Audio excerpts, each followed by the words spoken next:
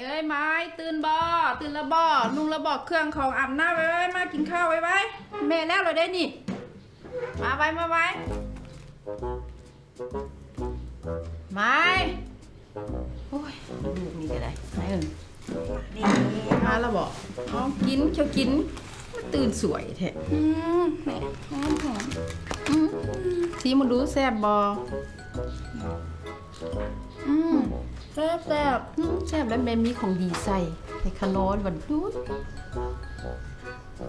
หักซุปเลยแม่ ปากหวานไปอย่างลูกก็ตอนตื่นสวยเถอะลูกเฮียนตื่นเด็กลูกเศร้าเนี่ยดูลูกเอ้ยหายเพิ่นแน่เป็นแซ่เป็นสาวแล้วตื่นสวย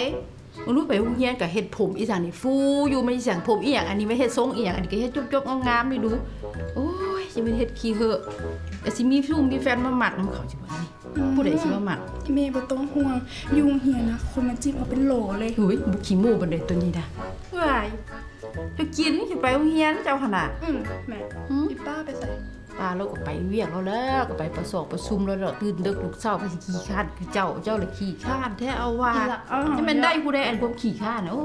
ยลูกเอ้ย จมหลายเท่าไว้เลยแม่ เนี่ยว่าให้แม่อีกบัดนึงโอ้ยเอาแค่กินเข้าไป น้องของเรา เออ